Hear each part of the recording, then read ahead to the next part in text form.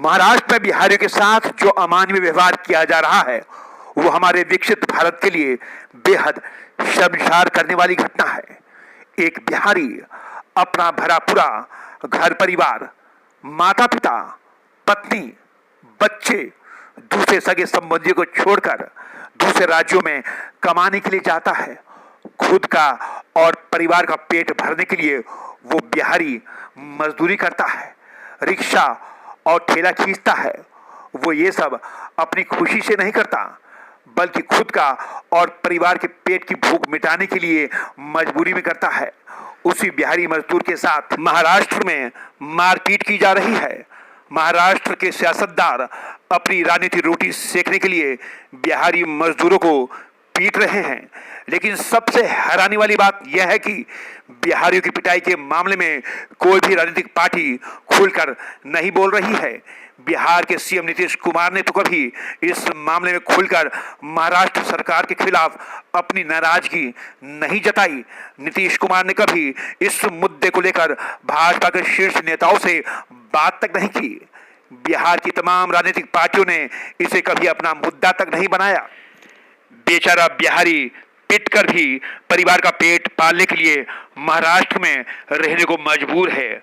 मराठा का झंडा उठाने वाले राज ठाकरे आज सियासत से बाहर हैं। उनको समझना होगा कि अगर बिहारियों को पीटने से उनकी सियासत चमकती तो वो आज महाराष्ट्र के सीएम रहते। वो अपनी पार्टी के कथित गुंडों से बिहारियों को पिटवाकर महान बनना चाहते हैं। महाराष्ट्र सरकार की चुप्पी भी कहीं ना कहीं राज ठाकरे जैसे नेताओं को सपोर्ट करती है।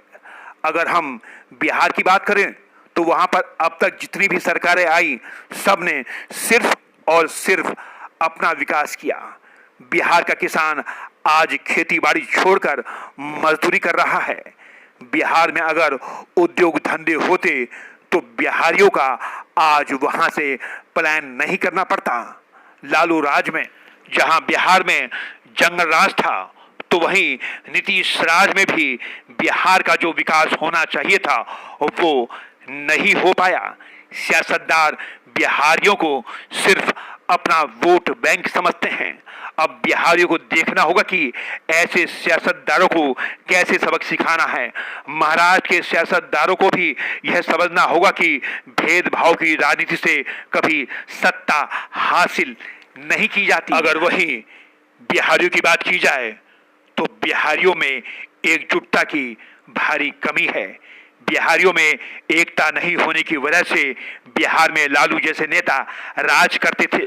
अगर बिहार में बदलाव चाहते हैं तो अब सभी बिहारियों को खुद को बदलना होगा। अब ऐसे नेताओं को वोट करना होगा जो बिहार का विकास कर सकें।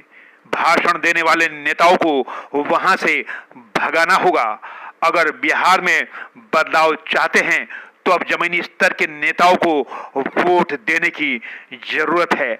आज बिहार में तमाम राजनीतिक पार्टी के नेता करोड़पति, अरबपति बने हुए हैं, तो वहीं उन्हें वोट देने वाला बिहारी आज भी 2 वक्त की रोटी के लिए तरस रहा है। न्यूज़ नेट ब्यूरो की रिपोर्ट।